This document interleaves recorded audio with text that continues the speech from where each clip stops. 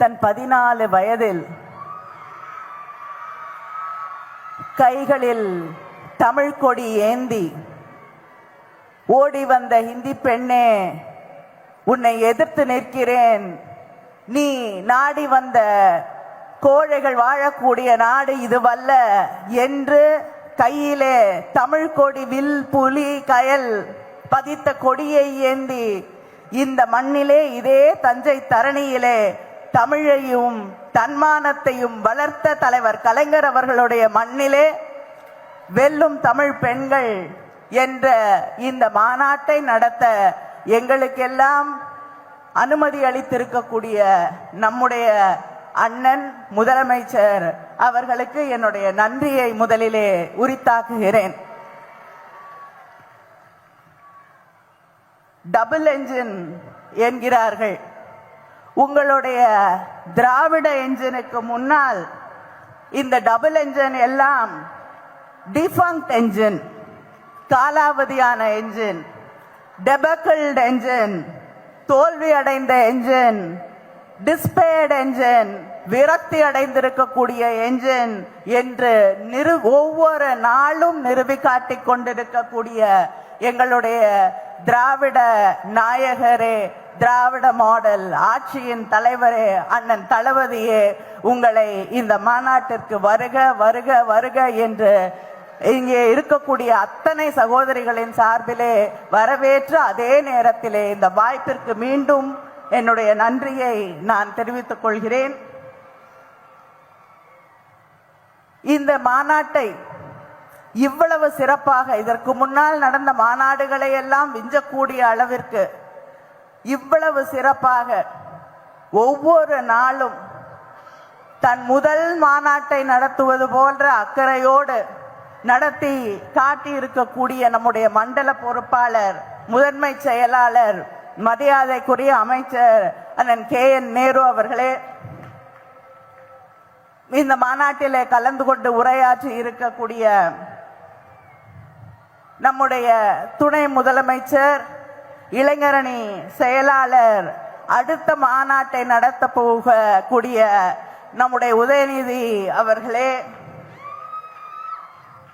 கழகத்தின் துணை பொதுச் செயலாளர்கள் அண்ணன் பொன்முடி அவர்களே, ராஜா அவர்களே, அமைச்சர் சாமிநாதன் அவர்களே, கழகத்தின் அமைப்பு செயலாளர் அண்ணன் RS பாரதி அவர்களே, முன்னாள் அமைச்சர் மரியாதைக்குரிய அண்ணன் பழனிமாணிக்கம் அவர்களே, TKS இளங்கோவன் அவர்களே, அமைச்சர்கள் MRK அவர்களே, SS சிவசங்கர் அவர்களே, அன்பில் மகேஷ் பொய்யாமொழி அவர்களே, ரகுபதி அவர்களே, CV கணேசன் அவர்களே, கோவி செழியன் அவர்களே, மெய்யநாதன் அவர்களே, அயல்வழி அவர்களே, TRB ராஜா அவர்களே, இந்த நிகழ்ச்சியிலே கலந்து கொண்டிருக்கக்கூடிய எங்களுக்கெல்லாம் வழிகாட்டியாக இருக்கக்கூடிய அம்மையார் கால் மார்க்ஸ் அவர்களே, மகளிர் அணியின் தலைவர் அம்மையார் விஜயா தாயன்பன் அவர்களே, மகளிர் அணி செயலாளர் ஹெலின் டேவிட்சன் அவர்களே, மகளிர் தொண்டரணி செயலாளர் நாமக்கல் ராணி அவர்களே,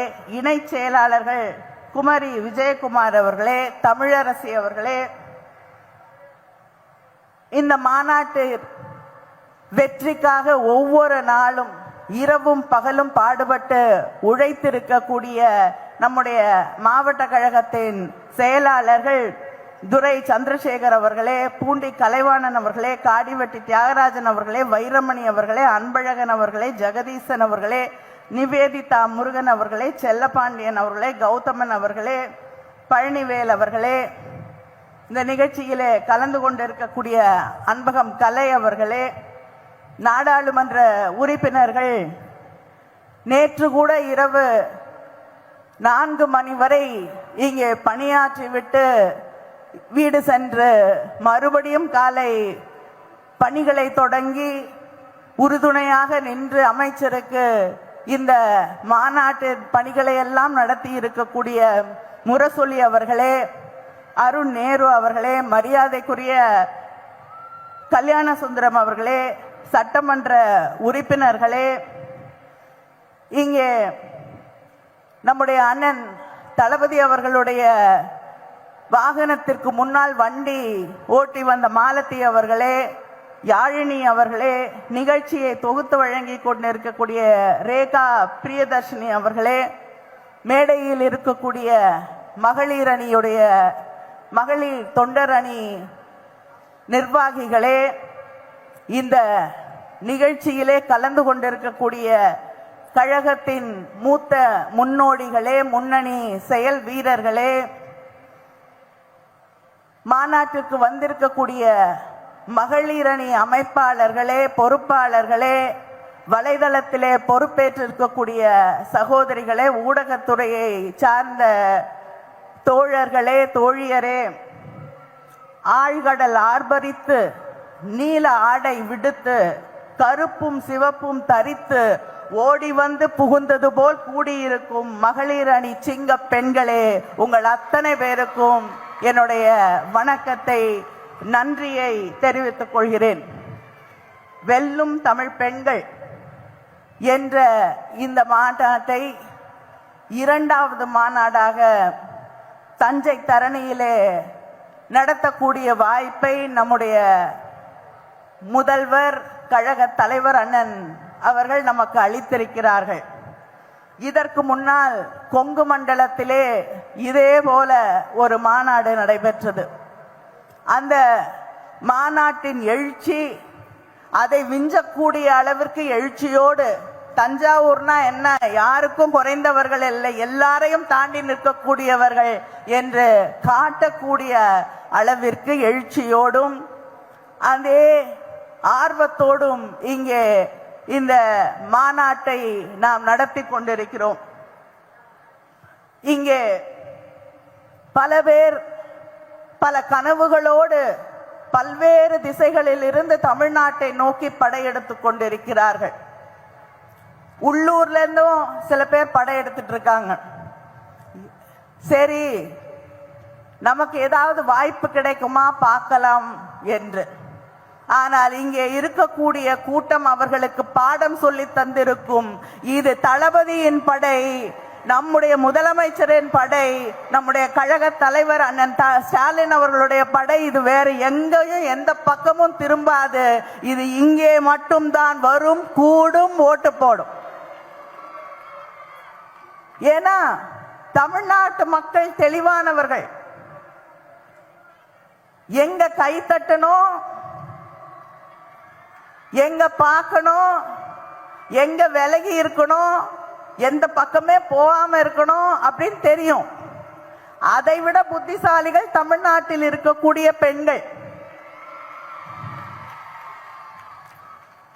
வாய் சவடாலாம் விட்டு ஆட்சி நடத்த முடியாதுன்னு தெரியும் உங்களுக்கு.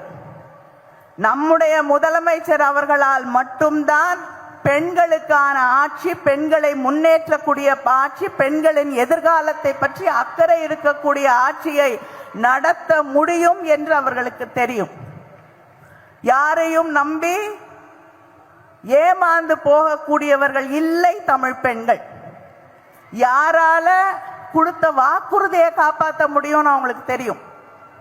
யார் வேணாலும் சொல்லலாம், நான் 10,000 கொடுக்கிறேன், 8,000 கொடுக்கிறேன், 2,000 கொடுக்கிறேன், பேரை மாத்தி குலவிளக்கு திட்டம்னு சொல்லலாம். என்ன விளக்கு திட்டமா இருந்தாலும் ஒன்னும் வராதுன்னு தெரியும்.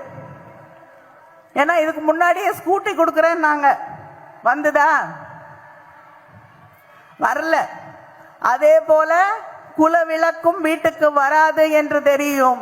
ஆனால் உங்கள் மகளிர் உரிமை தொகை ஒவ்வொரு மாதமும் உங்கள் வீடு கதவுகளை தட்டி வரும் என்று தெரியும்.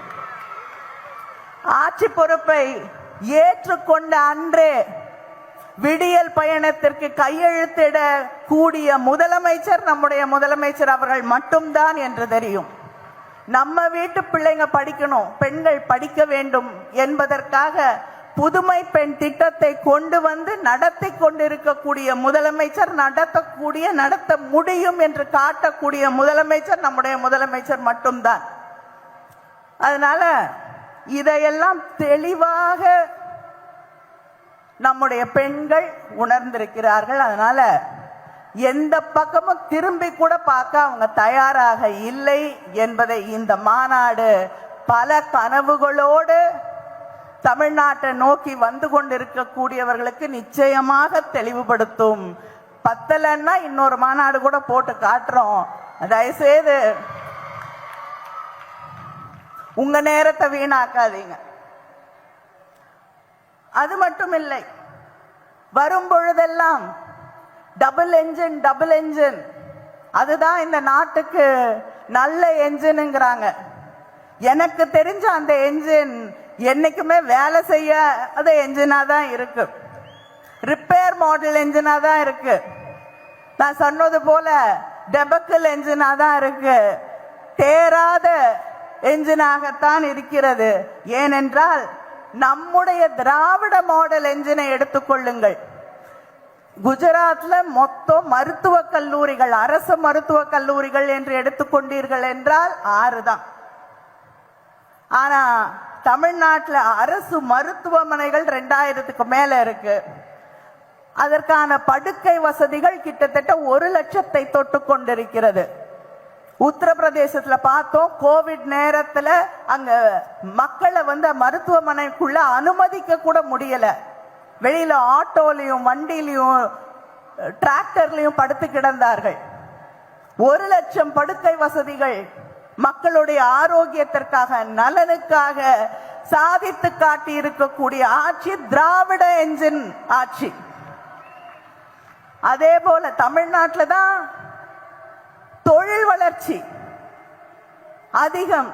கிட்டத்தட்ட 38,000 தொழிற்சாலைகளுக்கு மேல் இருக்கக்கூடிய மாநிலம் தமிழ்நாடு.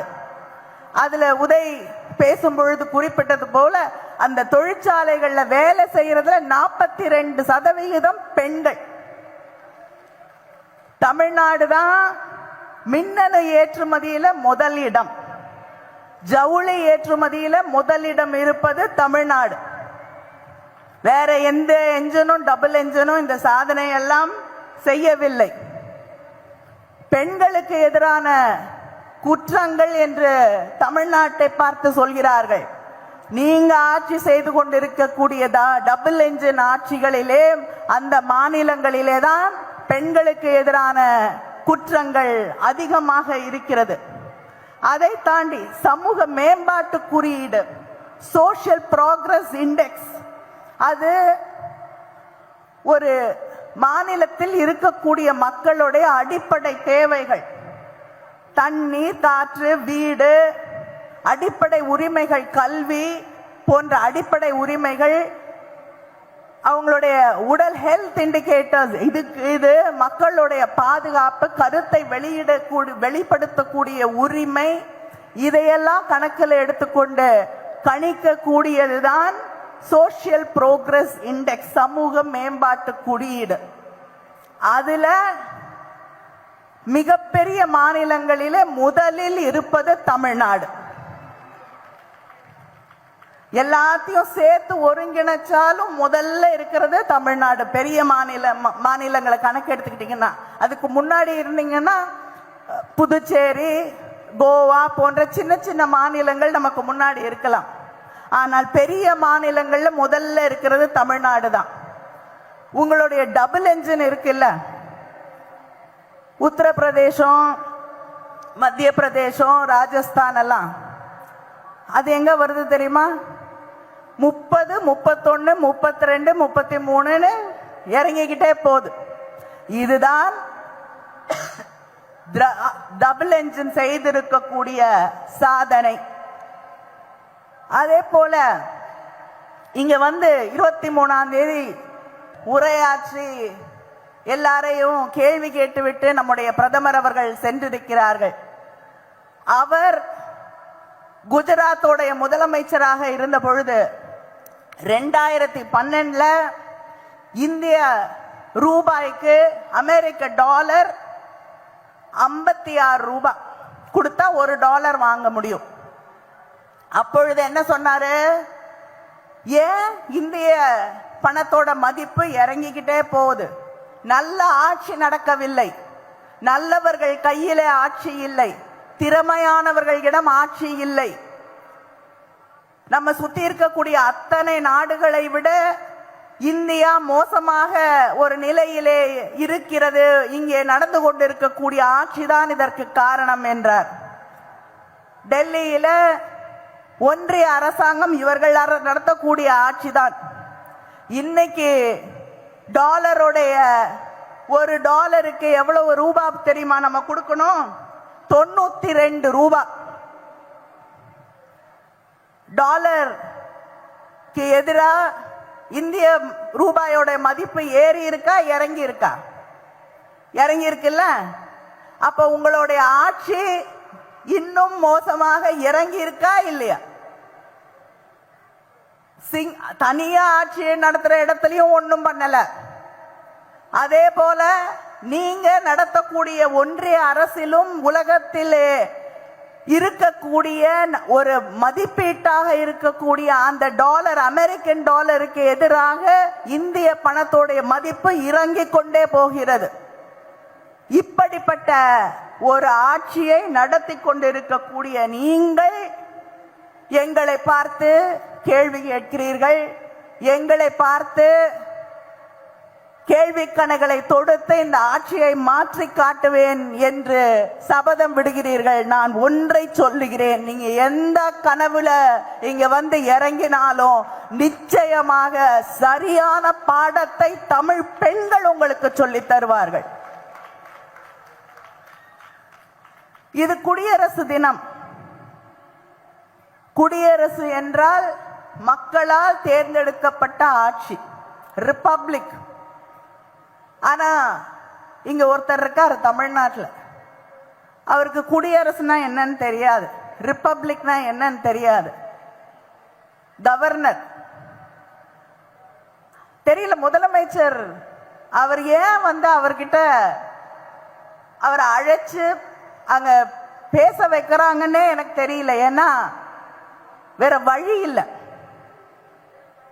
ஆனா உங்களுக்குலாம் அங்க ஒருவேளை சட்டமன்றத்தில் பொழுது போகுதோ என்னமோ தெரியல எனக்கு.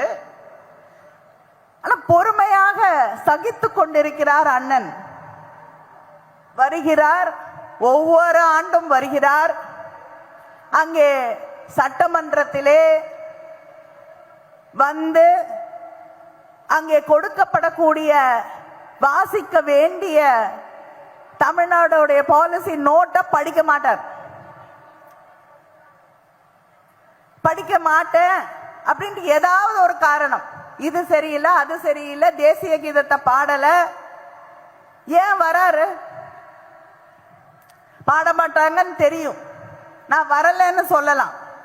ஒவ்வொரு ஆண்டும் அங்கே வந்து தேர்ந்தெடுக்கப்பட்ட பிரதிநிதிகள், தேர்ந்தெடுக்கப்பட்ட முதலமைச்சர் சொல்லுவதை செய்ய முடியாது என்று இந்த மக்களை, இந்த நாட்டின் மக்களை, அரசை தேர்ந்தெடுத்திருக்கக்கூடிய மக்களை ஒவ்வொரு ஆண்டும் அவமதித்து விட்டு செல்லக்கூடிய ஒரு நிலையை நாம் பார்த்து கொண்டிருக்கிறோம். அதனாலதான் நம்முடைய முதலமைச்சர் அண்ணன் அவர்கள்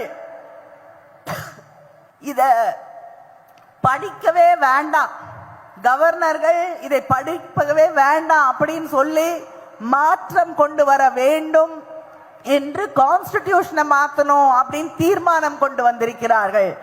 நான் இன்னொரு தீர்மானத்தையும் நாம் ரொம்ப நாளா சொல்லிட்டு இருக்கோம், இந்த கவர்னரே வேண்டாம், இவர்களால் எந்த பயனும் இல்லை. இதுதான் திராவிட முன்னேற்ற கழகம் மிக நீண்ட நாட்களாக தொடர்ந்து சொல்லிக் கொண்டிருக்கிறோம். இந்த நாட்டில் கவர்னர்களுக்கு, நாடு முழுவதும் இருக்கக்கூடிய கவர்னர்களுக்கு ஒவ்வொரு ஆண்டும் கிட்டத்தட்ட 700 கோடி செலவழித்துக் கொண்டிருக்கிறோம். இந்த 700 கோடியை எத்தனையோ பிள்ளைகளுடைய படிப்பிற்கு, அவர்கள் வாழ்க்கையை முன்னேற்றுவதற்கு நாம் செலவழிக்க முடியும். ஆனால் ஒவ்வொரு ஆட்சியையும், பிஜேபி இல்லாத ஆட்சியையும் கஷ்டப்படுத்த வேண்டும், அந்த மாநிலத்தை சேர்ந்த மக்களை அசிங்கப்படுத்த வேண்டும், அவமானப்படுத்த வேண்டும் என்று இந்த கவர்னர்களை அங்கே இருக்கக்கூடிய ஒன்றிய அரசாங்கம் பயன்படுத்தி கொண்டிருக்கிறது. இங்கே 23ஆம் தேதி பிரதமர் வந்தார், அதற்கு முன்பும் வந்தார், இனிமேல் அடிக்கடி வருவார். உங்களுக்கெல்லாம் நல்லா தெரியும், நிறைய பேர் லீவ் விட்டா ஊருக்கு போவீங்க. அது பேரு சம்மர் சீசன் வந்தா சம்மர் லீவ்ல வெக்கேஷனுக்கு போவீங்க. அதே போல குளிர்காலத்துல லீவ் விட்டாங்கன்னா வின்டர் ஹாலிடேஸ், வின்டர் வெக்கேஷன்ல போவீங்க. வின்டர் சீசனுக்கான எங்கேயாவது ஒரு ஊருக்கு போய் சுத்தி பார்த்துட்டு வருவீங்க. அதே போல பிரதமர் பொதுவாக வெளிநாடுகளில் தான் பயணம் செய்து கொண்டிருப்பார். இந்த எலெக்ஷன் சீசன் ஒண்ணு வருது இல்ல, அப்ப அவருடைய விமானம் இந்தியாவில் திரும்பும். எந்த மாநிலத்தில் தேர்தல் நடக்கிறதோ அந்த மாநிலத்திலே இறங்கும். அதனால் நம்முடைய பிரதமர் எலெக்ஷன் சீசனுக்கான ஒரு டூரிஸ்ட் பிரைம் மினிஸ்டர் தான் நம்முடைய பிரதமர். அதனால அந்த டூரிஸ்ட் பிரைம் மினிஸ்டர் சமீபத்திலே இங்கே வந்தார், பேசினார். 45 நிமிஷம் பேசினார். அந்த 45 நிமிஷத்துல பல முறை முதலமைச்சருடைய பேரை சொன்னாரு, திராவிட முன்னேற்ற கழகத்தின் பெயரை சொன்னார், பல எதிர்கட்சிகளின் பெயரை எல்லாம் சொன்னார். ஆனா ஒரே ஒரு கட்சியோடைய பெயரை மட்டும் சொல்லல, அது அதிமுக. மேடையிலே நிற்கிறார் எடப்பாடி பழனிசாமி. 45 நிமிடம் பேசிய பிரதமர் அவருடைய கட்சியோடைய பேரை சொல்லவே இல்லை. எங்களுக்கெல்லாம் என்ன கவலைன்னா, உங்க பேரு சொல்லாத பேராவே போயிட போது, தயவு செய்து ஜாக்கிரதையாக இருங்கள். அப்படி ஒரு கட்சியின் பெயரையே நிராகரிக்கக்கூடிய இடத்தில் நீங்கள் கூட்டணி வைத்துக் கொண்டிருக்கிறீர்கள். தொடர்ந்து தமிழ்நாட்டுக்கு துரோகம் செய்து கொண்டிருக்கிறீர்கள். இப்பொழுது உங்களை ஆளாக்கிய இயக்கத்திற்கு, கட்சிக்கு துரோகம் செய்து கொண்டிருக்கிறீர்கள். பழனிசாமி அவர்களே, மக்கள் நிச்சயமாக பார்த்து கொண்டிருக்கிறார்கள். எந்த காலகட்டத்திலும் உங்களை மன்னிக்க மாட்டார்கள் என்பதை நீங்கள் புரிந்து கொள்ள வேண்டும். நமக்கு தர வேண்டிய ஹொசூர் விமான நிலையத்தை எப்பொழுது தந்துவிட்டு வருவார் என்று சொன்னால் நன்றாக இருக்கும். வெள்ள நிவாரணத்திற்காக முதலமைச்சர் கடிதம் எழுதி இருக்கிறார். பல முறை நிவாரண நிதி தர வேண்டும் என்று கேட்டிருக்கிறார். அதை எப்பொழுது தருவீர்கள் என்று சொல்லிவிட்டு வந்தீர்கள் என்றால் நன்றாக இருக்கும். முதலமைச்சர் அவர்கள் பல முறை இந்த கேள்வியை எழுப்பி இருக்கிறார்கள். டீலிமிட்டேஷன் வந்தா தமிழ்நாட்டுக்கு பாதிக்கு இருக்குமா இருக்காதா, எங்களுடைய எம்பிக்களுடைய எண்ணிக்கை குறையுமா அப்படியே இருக்குமா என்று ஒரு பதிலை சொல்லுங்கள் என்று கேட்டார். இதுவரை பதில் இல்லை. வரும்போது அதற்கு பதிலோடு வாருங்கள் பிரதமர் அவர்களே. தமிழ் மீது திடீரென்று அக்கறை வந்தது போல் பேசுகிறீர்களே. இதுவரைக்கும் சமஸ்கிருதத்துக்கு 2500 கோடி செலவு செய்திருக்கிறீர்கள். தமிழுக்கு 167 கோடி செய்திருக்கிறீர்கள். அந்த இரண்டையும் ஒன்றாக்கி விட்டு வாருங்கள் பிரதமர் அவர்களே. தொடர்ந்து தமிழ்நாட்டின் திட்டங்களை நிறுத்த, தமிழ்நாட்டுக்கு தர வேண்டிய நிதியை நிறுத்திவிட்டு, இங்கே சீசனுக்கு சீசன் வந்து இங்கே தேர்தல் பிரச்சாரம் மட்டும் செய்துவிட்டு தமிழ்நாட்டு மக்களை வஞ்சித்துக் கொண்டே இருக்கக்கூடியவர்களோடு கூட்டணி வைத்துக் கொண்டிருப்பவர்கள் யார் என்பதை தமிழ்நாட்டு பெண்கள் புரிந்து கொண்டிருக்கிறார்கள். இவர்கள் யாருக்கும் இந்த தமிழ் மண்ணிலே இடமில்லை என்பதை நாம் காட்டுவோம். இங்கே இருக்கக்கூடிய ஒவ்வொரு சகோதரியும் ஒரு தேர்தல் பிரச்சார பீரங்கியாக ஒவ்வொரு வீடாக தேடி சென்று நம்முடைய சாதனைகளை, சில புரியாதவர்கள் இருந்தால் அவர்களிடம் எடுத்து சொல்லுங்கள். அவர்களுடைய எதிர்காலத்தை பாதுகாத்துக் கொள்ள சொல்லுங்கள். நன்றி, வணக்கம்.